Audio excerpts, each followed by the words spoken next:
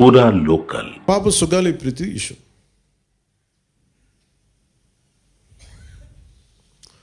పండ్లున్న చెట్టుగా రాళ్ళు పడతాయంటారు.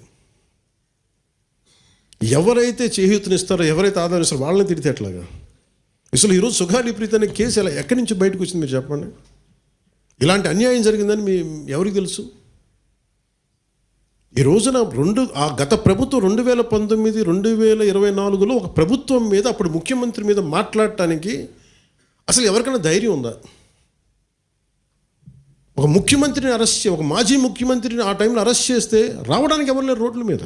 అలాంటి పరిస్థితుల్లో ఓడిపోయి 2 చోట్ల ఓడిపోయి ఉన్న ఒక ఎమ్మెల్యే వాళ్ళ పార్టీకి వెళ్ళిపోతే ఏ మానసిక స్థైర్యం, ఏ ధైర్యం, ఏది ఉంటుంది చెప్పండి ఎవరికైనా? మరి అలాంటి సమయంలో నేను ఒక తల్లి పడ్డ వేదన తీసుకున్నాను. నాకే సరదానా 2 లక్షల మంది జనం మధ్యలో నడుచుకుంటూ వెళ్ళి ఆ సమస్యను హైలైట్ చేసి వాళ్ళు సిబిఐకి ఇచ్చారు. సిబిఐకి ఇస్తే మన ఇంటర్నల్ పేపర్ వర్క్ మనకి ఎలా తెలుస్తుంది? ఇంటర్నల్ పేపర్ వర్క్ వాళ్ళు ఇస్తే వాళ్ళు ఏంటంటే జీవో రిలీజ్ చేశారు. మా దగ్గర నుంచి వెళ్ళింది కానీ ఎక్కడికి వెళ్ళాలో అక్కడి నుంచి ప్రొసీడ్ చేయాలి, అక్కడ ఆపేశారు. హోంశాఖ నుంచి వెళ్ళి సెక్రటేరియట్లో ఎక్కడో నెక్స్ట్ ఫైల్ ఢిల్లీకి వెళ్ళాల్సిన అక్కడ ఆపేశారు. మేము హోంమంత్రికి మేము సిబిఐకి పంపించేసాం అంటే లెటర్ చేశారు, లాక్ చేసి లాకర్లో పెట్టారు. ఇది జరిగింది. ఈ ప్రాసెస్లో ఏం చేశారు, వాళ్ళకి ఈ కేసు కొంచెం సెన్సిటివ్ కేసు కాబట్టి మీకు చెప్తాను. సుగాలి ప్రీతి నేను ఎందుకు కొంచెం సున్నితంగా మాట్లాడాలి ఈ విషయం ఏదంటే, మీకు ఒక అన్యాయం జరిగినప్పుడు, ఎవరికైనా ఒక అన్యాయం జరిగినప్పుడు మనం ఏం చేస్తామంటే నాకు ఆ వ్యక్తికి శిక్ష పడాలి, ఇంకింతే ఉండాలి. వాళ్ళు ఏం చెప్తున్నారంటే, ఎవరైతే ఈ వెనకున్నారో, మరి గవర్నమెంట్ ద్వారా వచ్చారు, గత ప్రభుత్వం ఎలా వచ్చారో వాళ్ళు ఏం చేశారంటే, మనం పెట్టిన ఒత్తిడి ఆ రోజు 2 లక్షల మంది మనం జనంతో తీసుకెళ్ళి అది నేషన్ వైడ్ ఇష్యూ అయ్యేటప్పటికి వాళ్ళు చేసింది ఏంటంటే, మనం చేసిన పోరాటం వల్లే ఎస్సీ ఎస్టీ అట్రాసిటీ కేసు బాధితులకు చట్ట ప్రకారం ఇచ్చే ప్రయోజనాలు, పరిహారాలు వారి కుటుంబానికి దక్కాయి. కర్నూలు రూరల్ మండలం దిన్నెదేవరపాడులో 5 ఎకరాల వ్యవసాయ భూమిని కేటాయింపబడింది. ఆ గ్రామం కర్నూలు నగరానికి 9 కిలోమీటర్ల దూరంలో ఉంది. ఈ రోజున మార్కెట్ వాల్యూ కనీసం ఎకరాకది వాళ్ళు చెప్పడం మీరు క్రాస్ చెక్ చేసుకుని 2 కోట్ల వరకు ఉంటుందని చెప్తా ఉన్నారు. వీరి కుటుంబానికి కర్నూలు కార్పొరేషన్లో కల్లూరు వద్ద 5 సెంట్ల ఇంటి స్థలాన్ని కేటాయింపు చేసిన ప్రభుత్వం. సెంటు 10 లక్షల నుంచి 15 లక్షల వరకు ఉంటుంది. పాప 2 తల్లిదండ్రులకి రెవెన్యూ శాఖలో జూనియర్ అసిస్టెంట్గా ఉద్యోగం ఇవ్వడం అయింది. ఇది కాకుండా ఇది మన పోరాటం వల్ల ఒత్తిడి పెట్టడంలో వచ్చినాయి. ఇవి కాకుండా నేను ఫస్ట్ టైం ఛార్జ్ తీసుకోగానే మొదట చెప్పిన మాట, పాపకి న్యాయం జరగాలి, ఏమేమి జరిగిందని సిఐడి చీఫ్ని నేనే తెలియజేశాను. డీజీపీ గారికి పంపించాను, అప్పుడు డీజీపీ గారికి తిరుమలరావు గారు, అలాగే సిఐడి అధికారులకు చెప్పాను, ఉన్నతాధికారికి, హోమ్ మినిస్టర్ గారికి చెప్పాను. ఇవన్నీ చెప్తే పోలీసు సిఐడి వాళ్ళు చెప్పింది ఏంటంటే, అసలు అప్పట్లోనే ఎవరైతే దీని వెనక కుట్ర వెనక ఉంది ఇవన్నీ చెప్తున్నారో ఏ డిఎన్ఏ తారుమారు చేశారు. ఎలా తారుమారు చేసి ఉండాలి? ఈ ఒత్తిడిలో వీళ్ళకి భూములు అవి ఇవి ఇచ్చేసి, మరి ఏం చెప్పారు నాకు తెలియదు కానీ వాళ్ళు నాకు తెలిసి వాళ్ళు ఈరోజు పోలీసు చెప్తుంది ఏంటంటే, సాక్ష్యాలు వీళ్ళు చెప్తున్న వ్యక్తుల మీద వాళ్ళ డిఎన్ఏకి దీనికి మ్యాచ్ కావట్లేదు. ఇది వాస్తవం.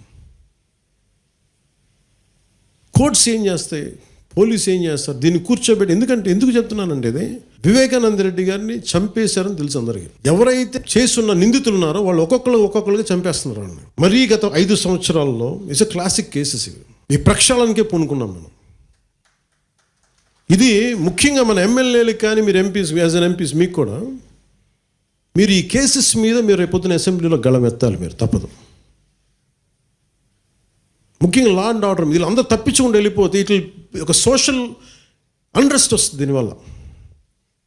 అంటే వ్యక్తికి ఒక నేరస్తుడు చేసిన ఒక కులానికి చెందుతాడు, ఏదో ఒక నేరస్తుడు, మనం ఏం చేయలేము దానికి. ఇందాక అరుణ చెప్పినట్టుగా ప్రతి ఒక్కరు ఏదో కులానికి చెందాలి, వేరే దారి లేదు మనకి. మనం వేరేలా పొట్ల ఏదో కులానికి చెందాలి. కానీ తప్పు చేస్తే కూర్చోబెట్టి పలానా టక్కుమైన ఒక మాట అనేస్తారు. పలానా ఎక్స్ చేసాడు అండవు, పలానా కాస్ట్కి చెందిన వాడు చేసాడు అండవు. అసలు ఇంత కాస్ట్ ఎక్కడి నుంచి వచ్చి తెలియదు క్రైమ్కి. సో అందుకని మేము బీయింగ్ లీడర్ నేను చాలా సెన్సిటివ్గా మాట్లాడాలి. మరీ నేను మిగతా వాళ్ళు ఒప్పుకుని మాట్లాడేసి గత ప్రభుత్వ నాయకులు మాట్లాడేసి వెళ్ళిపోవచ్చు, ఈజీ అది. కానీ నేను అలా మాట్లాడకూడదు. దట్టు నేను ఇప్పుడు డిప్యూటీ సీఎం పదవిలో ఉన్నాను కాబట్టి నేను చాలా ఒళ్ళు దగ్గర పెట్టుకుని మాట్లాడాలి. అందుకని ఇవన్నీ మీరు ఒక్కసారి దీంట్లో కూడా ఆ పాపకి న్యాయం జరగాలి, దోషులు ఉంటే శిక్షింపబడాలి, దాంట్లో అసలు ఎప్పుడు లేదు. కానీ ఇలా ఒత్తిడి పెట్టాల్సిన వారికి కూడా నా విన్నపం ఏంటంటే, మీరు అసలు ఈ కేసు ఎవరి వల్ల బయటకు వచ్చింది మీరు చెప్పండి. సో మా త్రికరణ శుద్ధిని, మా చిత్తశుద్ధిని మీరు తక్కువ ఎంచిన. ఇక్కడ కేసులు వాళ్ళు కూర్చోబెట్టి నేను వెళ్ళి సాక్ష్యాధారాలు నేనేం క్రియేట్ చేయలేను. అక్కడ గత ప్రభుత్వం చేసిన తప్పులు కొనేసారు వీళ్ళు చాలామందిని. మరి ఏం కొన్నారు, ఎలా కొన్నారు, దీని మీద కేసు పెట్టాలి. ది లెట్ ఎంటైర్, ఇది నా ఒక్కడి కేసు కాదు, ఇది ఎంటైర్ సొసైటీకి ఇది సిచ్యువేషన్.